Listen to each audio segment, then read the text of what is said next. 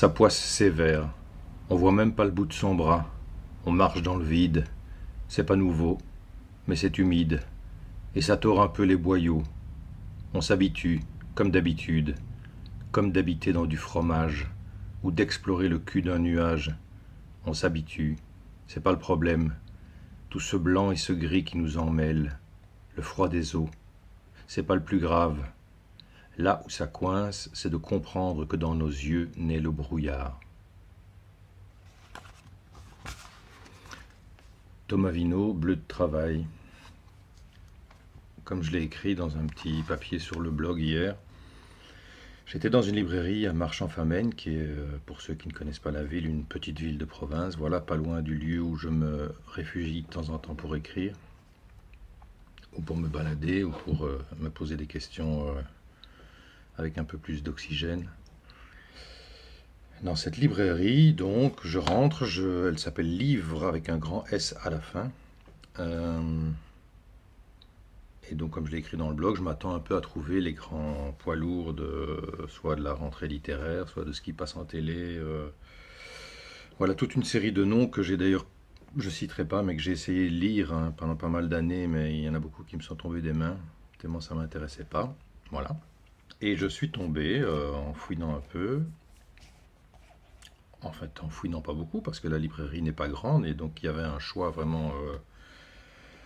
à côté de certains classiques de la littérature contemporaine, des incontournables, des choses modes aussi, il y en a, mais très vite, j'ai remarqué ceci, Régine de Tambel, les livres prennent soin de nous. Alors j'avais, justement en parlant de télévision, j'avais vu Régine de Tambel à la télévision parler de ce livre. Je l'ai lu en partie pendant la nuit. Je ne vais pas y revenir, je ne suis pas critique littéraire, sauf que je pense que Régine de Tambel dit des choses avec une belle clarté sur ce que les livres animent ou raniment en nous, puisque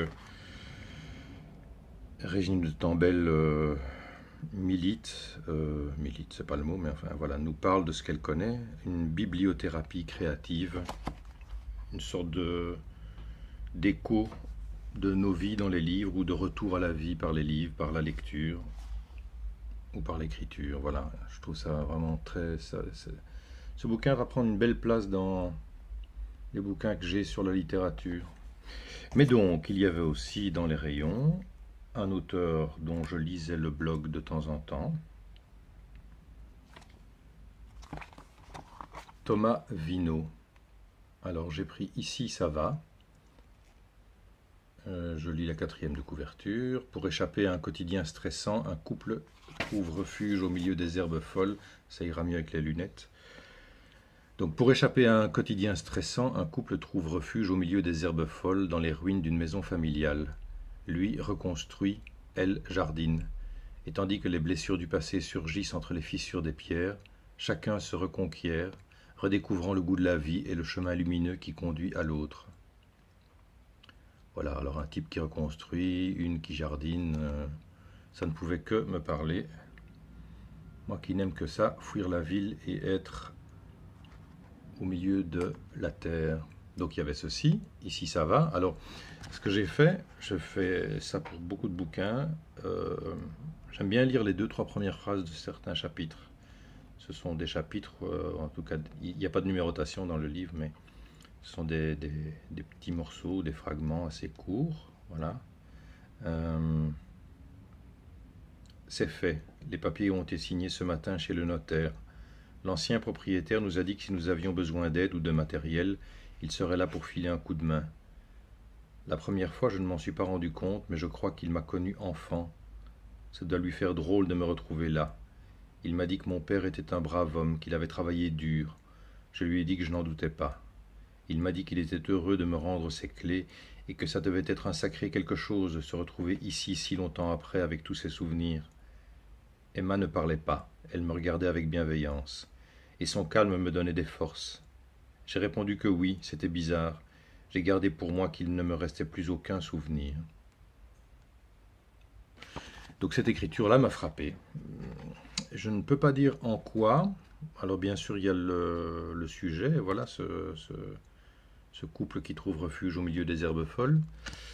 Mais il y avait quelque chose dans le début du chapitre qui m'a attiré. Voilà. Donc Tomavino faisait partie d'une liste d'auteurs que j'avais envie de découvrir, comme j'en découvre beaucoup depuis 1 an et demi, grâce à la fréquentation et des enthousiasmes de François Bon.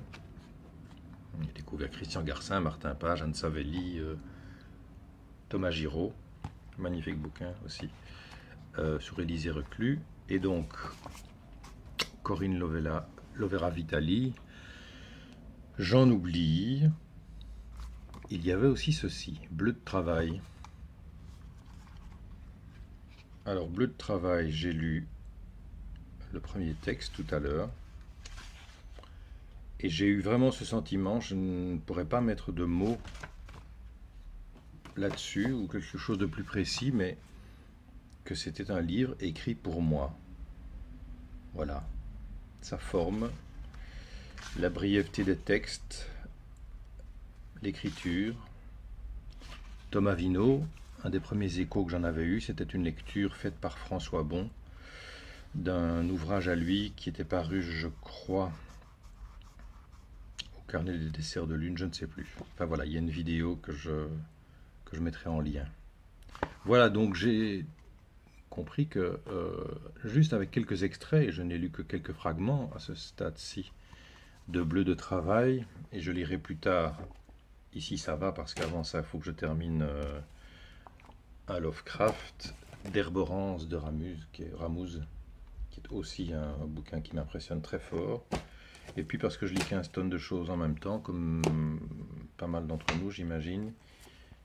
J'avais aussi commencé l'autre jour, parce qu'il était dans ma caravane, La Place d'Annie Ernaux, et puis le livre aussi d'une auteure que je connais, qui s'appelle Jacinthe Mazzochetti, et qui a publié chez Quadrature La vie par effraction, qui sont des nouvelles qui s'attachent surtout et essentiellement à des personnages d'adolescents. Alors, Jacinthe Mazzochetti est anthropologue. On a un ami commun qui est aussi anthropologue. Et elle donne des ateliers d'écriture justement dans la région, je crois, de Marche-en-Famenne, où elle habite et où moi j'ai mon petit refuge d'écriture. Donc voilà, on va essayer de terminer tous ces livres-là. Mais donc Tomavino, voilà, je voulais parler de Tomavino.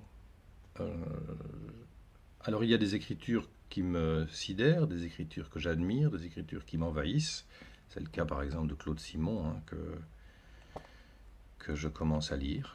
Oui, j'ai bien dit je commence. Comme il y a eu celle de François Bon, de Jean Echenoz par le passé. Et Tomavino, en le lisant, c'est venu droit au cœur. Voilà. Dans la deuxième partie de la vidéo, on va faire le tirage au sort de La pluie, le livre de Martin Page que j'avais envie de faire circuler puisque j'en ai 2 exemplaires et que, en plus, comme ce livre est une auto-édition de Martin Page et de Colline Pierret, leur boîte c'est Monstrographe, j'avais envie de faire circuler. Ce sera la deuxième partie de la vidéo. On va faire une pause, non pas publicitaire, mais pour boire un café.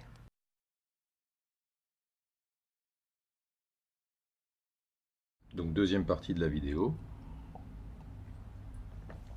Alors il se fait qu'après avoir enregistré la première partie, j'ai entendu que le facteur était passé. J'ai entendu le bruit de la boîte aux lettres. Et dans la boîte aux lettres, il y a ceci. Ça tombe bien, puisque j'enregistre une vidéo notamment sur les auteurs que j'ai découverts, que je découvre ou que j'ai envie de découvrir, parce que je crois savoir ce que c'est. Ça vient de Bordeaux. Alors on va faire comme il se doit.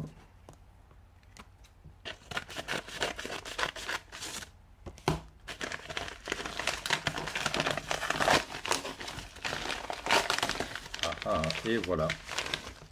Je fais pas de bruit d'enveloppe qui tombe, hein, François. Voilà. Et qu'est-ce que c'est? C'est ceci. Christophe Sanchez, Rat au pied. Et donc voilà, ça fait aussi partie, Christophe Sanchez, des auteurs que je lis notamment sur Facebook, puisqu'il il publie régulièrement sur Facebook, et à force de voir ou d'entendre parler ou d'avoir des critiques ou des papiers aussi qu'il a relayés sur son bouquin, bah, j'ai eu envie de le lire. Donc je l'ai commandé. Si un jour je finis sous les ponts, parce que je n'ai plus de sous, on saura pourquoi. Donc voilà, je suis aussi impatient de découvrir Christophe Sanchez, Rat aux pieds. C'est aux éditions des Vanneaux. Voilà, qui est une maison d'édition, si j'ai bien compris, mais qui est attachée à une galerie, un lieu d'exposition. Voilà. En tout cas, Christophe Sanchez, ça vient s'ajouter à tous les livres énumérés tout à l'heure. Comme il y a un avion qui passe, je vais faire une pause et on reviendra au tirage de La pluie de Martin Page.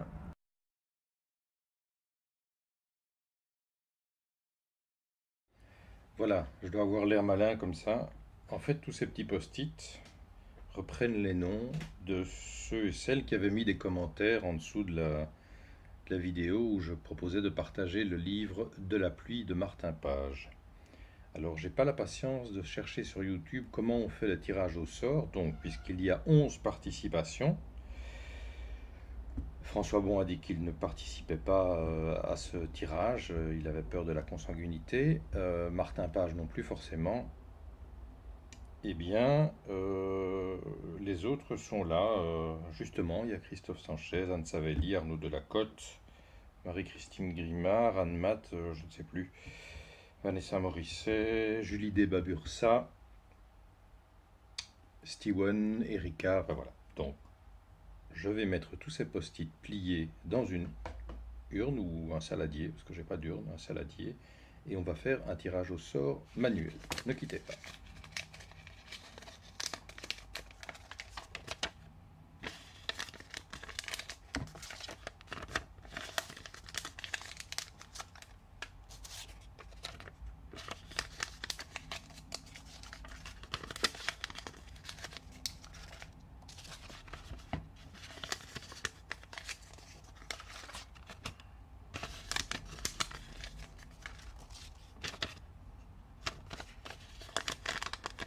À quoi on s'amuse?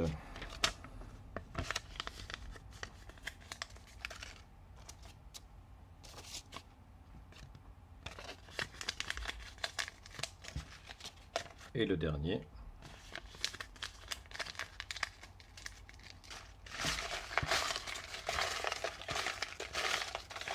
Tout le monde aura remarqué que pour donner un peu l'image de mon quotidien, j'ai un magnifique saladier en plastique vert. Voilà. Et donc l'enjeu, c'est ceci, de l'appli de Martin Page. On y va, roulement de tambour. Et hop. Et c'est Anne Savelli qui a gagné. Alors, je vais dire que je suis très heureux, mais enfin, j'aurais été très heureux pour chacun d'entre ceux qui sont dans ce saladier. Il y a pas mal de beau monde dans ce saladier, mais donc c'est Anne Savelli qui va recevoir de la pluie de Martin Page. Alors, c'est chouette parce que Anne Savelli, qui a publié Décor daguerre, ah, il y a le chat qui vient me dire bonjour, qui a publié Décor daguerre. Alors, Décor daguerre, c'est un cadeau d'anniversaire, c'est-à-dire qu'on m'a demandé ce que je voulais pour mon anniversaire, et puis parmi tous les bouquins que, redressons l'image, que je commande, il y avait ce bouquin-là, j'ai cité ça, et donc je l'ai commandé, mais je n'ai pas encore été le chercher au centre-ville. Donc il y a Décor daguerre, parce que il se fait que Daguerreotype, le film d'Agnès Varda, est un de mes films de chevet, je ne sais pas combien de fois je l'ai vu. Et donc ça m'intéresse de voir comment Anne Savelli approche ce film, enfin voilà, quel est son regard à la fois sur le film, sur les lieux, et j'avais lu Les Holloway d'Anne Savelli, je l'ai lu en numérique. Voilà, donc très content que ce soit Anne Savelli, Et puis, Anne, si vous regardez cette vidéo, bien, vous pouvez m'envoyer votre adresse par messagerie privée ou par mail et je vous fais parvenir ça. Voilà. Bon, ça a été très long tout ça, hein, mais vous savez ce que c'est, les acteurs attirent toujours l'attention sur eux très longtemps. Voilà. Je vous salue tous. Merci d'avoir regardé ça et je vais appuyer sur le petit bouton rouge. Il fait gris aujourd'hui sur Bruxelles après une canicule de plus d'1 mois. Ça fait un peu du bien d'être au frais. Je vais aller travailler.